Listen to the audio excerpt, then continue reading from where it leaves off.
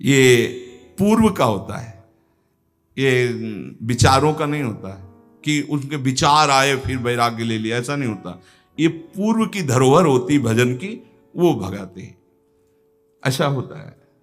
तो भागो, भगवान की तरफ भागो, भगवान को प्राप्त करो। रघुनाथ दास जी के हृदय में जिधर देखते हो सब काटने को दौड़ता वैभव। भागो, कहां भाग के जाएं, भागो, बस वो अंदर होता है, भागो, असरण शरण की शरण में भागो। मन ऐसा व्याकुल हुआ कि स्वच्छंद नाम जप करूं, भिक्षा मांग के पाऊं, भागूं, ऐसा अंदर से आया। ये सोने के चांदी के ठीकरों में जीना अब मुझे अच्छा नहीं लगता। प्राणों की बाजी लगाकर अब इस बार मुझे इस जेल से मुक्त होना है। ये जो धन वैभव की जेल है, उनका मन तड़पने लगा कि थोड़ा तो किसी महात्मा का संग मिल जाए, मेरा बल पक्का हो जाए। परिवार वालों ने जो भी इनका व्यवहार देखा कि न खान पान में रुचि, न भोग विलासिता की वस्तुओं में रुचि, ढेर सारी उनकी भोग सामग्रियों की, वहां तो खूब वैभव था ही, कोई चीज वो स्वीकार नहीं करते। क्या खाओगे, क्या पियोगे, क्या देखोगे, क्या चाहिए तुम्हें। ऐसी दशा में दोनों भाई चिंतित हो गए, पिता और ताऊ भी। वो हर समय गंभीर, बस कृष्ण नाम, कुछ नहीं हो। उस समय महाप्रभु सन्यास लेकर शांतिपुर में अद्वैताचार्य के घर आए हुए थे। रघुनाथ दास गोस्वामी जी ने चर्चा सुनी घर में, महाप्रभु चैतन्य देव आए हुए हैं अद्वैताचार्य जी के घर, 4-5 दिन रुकेंगे। ये भागे घर से, मुझे दर्शन करना है, महाप्रभु के दर्शन करने। व्यवस्था की गई, बोले नहीं, पालकी में नहीं, पैदल भाग करके गए। महाप्रभु के सामने गए, बालक ही थे, लौट गए। महाप्रभु ने कहा, आओ रघु आओ। रघुनाथ दास नाम था तो रघु के आओ, दुलार से। और कहा, बहुत समय से बिछुड़े थे, आज मिले हो। मतलब भगवत पार्षद है ये तो। संसार में चिरकाल से भटका हुआ जीव जब अपने स्वामी की शरण में पहुंचता है तो कैसा सुख मिलता है, ऐसा से रघुनाथ दास जी को सुख मिल रहा है। महाप्रभु ने गले लगाया रघुनाथ दास जी को। रघुनाथ दास जी ने कहा, प्रभु मुझे कुछ अच्छा नहीं लगता, पता नहीं क्या हो गया, ऐसा लगता है भागूं। उनका नहीं, बिल्कुल नहीं, घर में जाके रहो और घर में भजन करो। ये मरकट वैराग्य अच्छा नहीं होता। 4 दिन के लिए वैरागी बने, फिर लौट करके घर की बात याद आवे, घर की सुविधा याद आवे, ऐसा नहीं। वैरागी को घर से कोई भी वस्तु का प्रयोग नहीं करना चाहिए। ये सिद्धांत है, वैराग्य का ये सिद्धांत है। वो भगवत आश्रित ही जीना चाहिए। धाम है इसलिए थोड़ा सा गुरुजन छूट दे देते हैं, चलो वास करो किसी तरह के शिव, पर वो एकमात्र वैरागी का आश्रय भगवत प्रदत्त जीवन होना चाहिए। भगवत प्रदत्त वैरागी का मतलब ही होता है भगवत प्रदत्त जीवन। महाप्रभु ने कहा, नहीं, ये मरकट वैराग्य अच्छा नहीं होता कि 4 दिन के लिए वैरागी बने, फिर घर का याद आवे, घर की वस्तु का सेवन, ऐसा है। महाप्रभु ने कहा, ये मरकट वैराग्य ठीक नहीं रहता, तुम जाके घर में रहो। रोते हुए वापस चले आए। जब महाप्रभु ने स्वीकार नहीं किया, पिता को बड़ी चिंता हुई। बहुत सुंदरी नवकिशोरी से इनका ब्याह करवाया कि यही एक फांस है जिसमें रोका जा सकता है बैरागी को। गोवर्धन दास धनी थे, राजा और प्रजा दोनों की प्रीति भाजन थे, बड़ी प्रतिष्ठा थी, उनकी बड़ी ही सुंदर कन्या थी, उससे विवाह करवाया। राजाओं के समान वैभव उन्होंने दहेज में दिया। रघुनाथ दास जी को ऐसी सुंदर पत्नी, ऐसा सब भोग विलास देखा भी नहीं। कैसा कृष्ण नाम का स्वाद है, जबरदस्ती ब्याह कराया गया। उनकी तो रुचि ही नहीं थी। पिता को क्या पता था कि इनका मन तो किसी अव्यक्त से संबंध मान चुका है। पत्नी का सौंदर्य, पत्नी की प्रियता, भोग सामग्रियां, सब वैभव तुच्छाति तुच्छ इनको नजर आया। इन्होंने बात भी नहीं की, ये भी प्रयास विफल गया। अब तो पूरे परिवार जलने लगा कि अब क्या होगा, अब तो कोई रास्ता ही नहीं कि इनको रोका जा सके। रघुनाथ दास जी ने अपनी पत्नी से एकांत में प्रेम से हाथ जोड़कर कहा कि हम आपसे प्रार्थना करते हैं कि हमारा मन मधुप श्री कृष्ण चरणारविंद के, हम कभी आपसे बात नहीं कर पाएंगे। ये जो जबरदस्ती हुआ है, श्री कृष्ण आपकी कृपा रक्षा करें, आप पर कृपा करें। उदासीन परिवार वाले जब कि ये प्रथम ब्याह से लेकर के बात ही नहीं, कोई चर्चा ही नहीं, बहुत ही सबको भय हो गया कि अब ये। जब रघुनाथ दास गोस्वामी जी ने सुना कि प्रभु वृंदावन नहीं जा सके, रामकेल से लौटकर अद्वैताचार्य जी के घर ठहरे, तो बड़ी नम्रता के साथ पिताजी के चरणों में प्रार्थना की कि मुझे महाप्रभु के दर्शन करने की आज्ञा दो, मैं शीघ्र लौट आऊंगा। अब वो तो समझ ही रहे थे कि इनकी दशा क्या है, तो उन्होंने कहा ठीक है आप दर्शन करे आइए। आंखों में आंसू भरकर कहा कि एक बात केवल तुम ध्यान रखना, हमारे दोनों भाइयों के बीच में इतने वैभव में कुल के दीपक तुम ही हो, अगर कोई इधर कदम हटाए वैराग्य की तरफ आप ले गए, इधर से हटाए तो हम लोग अनाथ हो जाएंगे। तुम हमारे जीवन के आधार हो, मैं जीवित रहता हूं तुम्हें देखकर, तुम्हारी हर बात को मैं बर्दाश्त कर रहा हूं, लेकिन हमारी आंखों से बाहर चले गए तो हम लोग प्राण त्याग देंगे। मेरी प्रार्थना है मेरे सफेद बालों की तरफ देखकर, मेरे आंसुओं की तरफ देखकर, जब तक मैं जिंदा रहूं तो ऐसे कदम मत निकालना, बस इतनी हमारी प्रार्थना। बड़े दैन्य होकर पिताजी ने, ताऊ जी ने ऐसा, पर जो निर्मम भगवान के प्रेम में है उसको इन ममता आंसुओं का कोई प्रभाव नहीं पड़ता। रघुनाथ दास जी ने चरणों को स्पर्श किया और कहा पिताजी मैं बिल्कुल चाहता हूं कि आपके अनुकूल चलूं, पर मेरा चित्त मेरे वश में नहीं है। ऐसा लगता है कि मेरे चित्त में कोई बलात् बैठा हुआ करवा रहा है। मैं बहुत चाहता हूं कि मैं आपको कभी कष्ट ना दूं, पर अब आपसे मैं ये वचन देता हूं, अभी तो लौट के आ जाऊंगा, पर मेरा मन मधुप श्री कृष्ण के लिए तड़प रहा है। एक पालकी मंगवाई गई, उसमें फिर रक्षकों को राजकुमार की भांति उनको सजाकर सब भेंट की सामग्री महाप्रभु के लिए, जो ही घर से बाहर गली में ऐसे कूद पड़े, सब छोड़ दिया, नंगे पैर भागे वहां से। कौन प्रपंच पालकी, सब धूप में नंगे पैर, सुकोमल शरीर, और महाप्रभु के चरणों में जाके दूर से साष्टांग प्रणाम किया। महाप्रभु ने कहा आ गया रघु, फिर छाती से लगाया और कर कमल से इनके घुंघराले बाल ऐसे सहलाते हुए हृदय से लगाया। तुम धूप में अकेले क्यों आए, तुम्हारे साथ रक्षक नहीं आए, पैदल क्यों आए नंगे पैर? कहा प्रभु नौकर जन भी थे साथ में, उस रक्षक पालकी भी थी, पर प्रभु मुझे अच्छा नहीं लगा, मैं ऐसे, क्षमा कीजिए। महाप्रभु मुस्कुरा दिए। रघुनाथ दास जी ने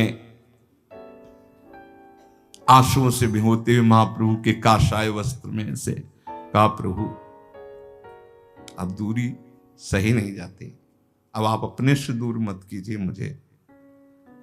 महाप्रभु ने कहा देखो कोई कार्य जल्दीबाजी में ना करे, तुम पर श्री कृष्ण की असीम कृपा है, पर जब तक तब तक इंतजार करो, वो समय आएगा, तुम इंतजार। रघुनाथ दास जी ने कहा प्रभु कारावास भी किसी को अच्छा लग सकता है, ये पिता का वैभव, ये पिता का सब सुख सामग्री मुझे कारागार लगता है, मुझे छुड़ा लो इस कारागार से। महाप्रभु ने कहा क्या तुम्हें परेशान? बोले प्रभु हर समय हमारे ऊपर अंगरक्षक पहरा दे रहे हैं कि अगर मैं एक कदम भी चलूंगा तो पहरेदार साथ होंगे। प्रभु मुझे गृह बंधन से मुक्त कर दो, मैं बहुत। महाप्रभु ने कहा चिंता मत करो, तुम तो मुक्त पुरुष हो, तुम्हें कौन बांध सकता है। रघुनाथ पर घर तुम्हारे लिए बंधन नहीं हो सकता। देखो, जब घर में ममता करे तो वो बांध सकता है। तुम तो श्री कृष्ण की ममता वाले हो। तुम आसक्ति छोड़कर घर में रहते हुए तुम्हारा ब्याह हो गया है स्त्री से, पिता से, वैसे प्रेम में व्यवहार करो। महापुरुष जन देखते हैं हृदय की स्थिति। रघुनाथ दास जी ने कहा, प्रभु मुझे इन खिलौनों में बहकाओगे अब भी? क्या प्रभु आप देख नहीं रहे हो कैसी आग लग रही मुझे इन खिलौनों से? प्रभु मैं समझ रहा हूं अनाधिकारी हूं, इसीलिए आप इन खिलौनों की बात कर रहे हो। प्रभु अब नहीं, अब तो श्री कृष्ण चाहिए। प्रभु जो आपका कृपा कोर नहीं पाया उसी को खिलौने अच्छे लगते हैं। नहीं प्रभु, आप जो उपदेश कर रहे हो उनके लिए ठीक है, जो धर्म पूर्वक गृहस्थ का पालन करते हुए भगवत प्राप्ति की बात सोचे। प्रभु मैं तो सिर्फ आपका बच्चा हूं, आपके चरणों के समीप रहना चाहता हूं। मुझे ना स्त्री में आसक्ति है, ना घर में आसक्ति है, ना भोग में। प्रभु मुझे काटने को दौड़ता है सब कुछ, मुझे मुक्त करा दो। प्रभु ने कहा, जो तुम कुछ कह रहे हो सब ठीक है, फिर तो मैं कह रहा हूं कि मरकट बैराग्य ठीक नहीं। वो कभी फिसल नहीं सकते जिन्होंने कष्ट को गले लगाकर आगे बढ़ा है, और जिन्होंने संपत्ति को देख करके कि अमुक आश्रम के गुरुदेव संपत्तिवान, उनके शिष्य बनेंगे, हम उनके अधिकारी बन जाएंगे, जब विपत्ति आएगी, कष्ट आएंगे तो फेल हो जाएंगे। कभी भी संपत्ति को देखकर शिष्य नहीं बनना चाहिए, वैभव को देखकर शिष्य नहीं बनना चाहिए, सदैव भगवान को देख करके आगे बढ़ना चाहिए। जो ये क्षणिक बैरागी होते हैं, इन पर जब कसौटी कसती है माया, तो ये लोग भाग पड़ते हैं, फिर इनको घर ही में देखा जाता है। महाप्रभु कह रहे, रघुनाथ दास जी ने कहा, प्रभु कसौटी तो बैरागियों की होती, हम तो आपके बच्चा है प्रभु। ये बहुत बचने का बहुत सुंदर उपाय है। प्रभु क्या आपकी कृपा रूपी अमृत का पान करने वाले को कभी क्या विषय भी सता सकता है नाथ? क्या आपके चरणों का आश्रय लेने वाले को कभी राग फंसा सकता है? प्रभु ने धीरे से कहा, ठीक बात है तुम्हारी, ठीक बात है, पर अभी मेरी आज्ञा है, तुम जाओ, अभी घर जाओ। मैं यहां से लौटकर पुरी जाऊंगा, फिर समय आएगा तुम पुरी में मुझे मिल जाओगे। ये नहीं कहा कि आप आना, समय आएगा तो तुम पुरी में मुझे मिल जाओगे। रघुनाथ दास जी को लगा कि महाप्रभु का आदेश हो गया है। अभी महाप्रभु पुरी तक पहुंचे। 7 दिन 7 रात्रि महाप्रभु के पास ही रहे, अद्वैताचार्य जी के घर। महाप्रभु का उच्छिष्ट पाते, चरणों के नीचे शयन करते। वहीं श्रीमन माधवेंद्रपुरी की पुण्यतिथि समीपी थी। अद्वैताचार्य की प्रार्थना करने पर शांतिपुर में महाप्रभु और टिके। कई दिन तक आनंद मिलता रहा रघुनाथ दास गोस्वामी को महाप्रभु की उच्छिष्टामृत का। महाप्रभु फिर वहां से जब चले तो रघुनाथ दास गोस्वामी जी रोते हुए घर आए। मजूमदार जी ने समझ लिया कि अब ये हमारे हाथ से गए, अब ये हमारे वश में नहीं। कड़ा पहरा लगा दिया कि अब तो प्यार की जरूरत नहीं, अब शासन की जरूरत है। 1 मिनट के लिए भी दसियों छड़ीदार साथ, शयन, लघुशंका, शौच, कहीं भी बाहर, स्कूल जाना बंद, विद्यालय संस्कृत के जाना बंद, पालकी में बैठाल करके आचार्य को घर बुलाते। पैसा था, यहीं पढ़ो, पूरी व्यवस्था। रघुनाथ दास जी जब इतने बंधन में कुछ दिन रह रहे थे तो किसी वैष्णव के मुख से सुना कि महाप्रभु वृंदावन से होकर जगन्नाथपुरी में आ गए हैं। बस उनके हृदय में छा गया। महाप्रभु ने कहा था, जब मैं पुरी आ जाऊं तो पुरी में समय आएगा तब तुम मिलोगे, भागो यहां से भागो, ऐसा उनके हृदय में आया था।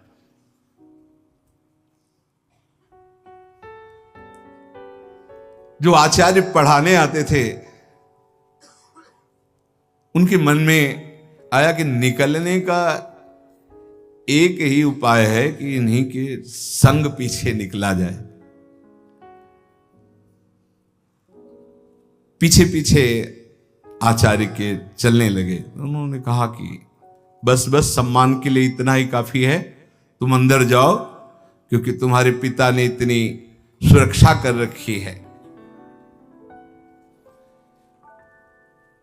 मन में कि बंदी की तरह अब मुझे जीवन नहीं जीना है, क्षण भर के लिए भी जीवन नहीं जीना। हा गौर हा प्राण वल्लभ, अंदर से एकदम फिर अपने को संभाला और कहा, गुरुदेव अंदर तो सब व्यवस्था है, पीछे सब खड़े हैं, थोड़ी देर खुली हवा में आपके साथ चल सकते हैं? आपकी आज्ञा जहां होगी थोड़ी देर के बाद में। हृदय में आग जल रही कि बस केवल घर से बाहर निकलकर गली में पहुंचे, इनको उधर जाना होगा, मैं जगन्नाथपुरी के लिए भागूं। भला है विचार करो, जिन महापुरुषों के पास इतना वैभव था, सुंदर पत्नी, सब व्यवस्था, कैसा भगवत भजन का आकर्षण होता है। इसे वैराग्य कहते हैं, वैराग्य से कहते हैं। वैरागी की 3 ही गिरने की खाइयां हैं, कंचन, कामिनी, कीर्ति। तीनों बात इनकी घर में ही थी, उनको ठुकरा करके ये भगवान के लिए, ऐसे महापुरुष कितना वैराग्य में जीवन व्यतीत किए भगवान के प्रति।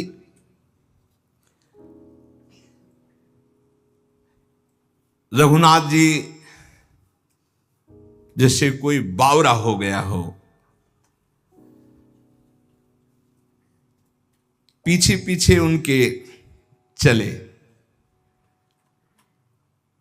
उन्होंने कहा जाओ वापस, अब तो जाओ ना। हाँ गुरुजी, पहले आप आगे निकल करके अपने गली में जाइए, हम तो वापस, हम तो आपके चरणों के दर्शन खड़े खड़े कर रहे हैं। उनको लगा ये भी ठीक बात है, वो गए। जे ही ऐसे गए, आसपास देखा, अच्छा अंगरक्षकों ने इसलिए कि गुरुजी के पास 4 कदम जाएंगे, भाग पड़े रघुनाथ दास जी। हा गौर हा प्राणनाथ, जगन्नाथपुरी के लिए। जिसको भगवान में अनुराग हो जाता है, उसको कोई संकट, कोई विपत्ति, नई अवस्था, नंगे पैर, ना कुछ खाना ना पीना, ना कोई साथी, और जगन्नाथपुरी नजदीक थोड़ी है। कई दिन रात भागते ही रहे, क्योंकि पता था कि राज कर्मचारी पकड़ लेंगे। देखो, जिस सुख के लिए बैरागी फिसल सकता है, उन सुखों को कैसे छोड़कर भगवान के मार्ग का अनुरागी भागता है। कहीं मेरे पिता की का राज कर्मचारी मुझे पुनः पकड़कर घर ना ले जाए, इसलिए रात दिन भाग रहे जंगल के रास्ते से। जैसे परशुराम जी की बेटी करमेती बाई, जब वो वृंदावन के लिए भागी, जब देखा कि गवन के लेने वाले आ गए, तो उनका ये जीवन तो श्री कृष्ण को है, दूसरा कैसे इसे स्पर्श कर सकता है। रात में भागी, स्त्री शरीर, सोचो मतलब कितना प्रबल बल होता है भगवान का। अब सुबह हुआ, मां ने देखा कि अरे रिश्तेदार तो बैठे हैं जो बेटी को लेने आए हैं, और बेटी ही गायब हो गई। परशुराम जी से कहा, उन्होंने तुरंत राजा को सूचना की। राजा उनके शिष्य थे, राज कर्मचारी घोड़ों पे भागे, चारों तरफ सूचना दी कि वृंदावन के मार्ग में होगी, क्योंकि वृंदावन वृंदावन पुकार रही, तो जरूर वृंदावन भाग के जाएगी। इधर घोड़े दौड़ाए गए। श्री कृष्ण अनुरागिनी करमेती बाई ने भी सोचा कि सबको पता मैं वृंदावन जाऊंगी। थोड़ी दूर में देखा टॉप से, जो घोड़ों के टॉप से धूल उड़ती, उन्होंने समझ गए राजकर। वहां एक ऊंट मरा हुआ पड़ा था। सोचो ऊंट की कितनी बड़ी दुर्गंध, सड़ा हुआ, उसमें के पेट में जो ऐसे पशुओं, हिंसक पशुओं ने खाया था, खोखला बन गया था ढांचा, उसके अंदर घुस गई। 3 दिन 3 रात तक उसके अंदर कितनी सड़न में, उनको कोई सड़न नहीं लग रही। कृष्ण कृष्ण कृष्ण कृष्ण, सब रास्ते खुजवा। जब उनको लगा कि अब कोई नहीं, तब बाहर निकली और वृंदावन के लिए आई। ये कैसा भगवान के अनुराग का मार्ग, जहां संसार के भोगों के लिए लोग पागल घूम रहे हैं, ये श्री कृष्ण बावरे जन बमन की तरह उनको त्याग दिया।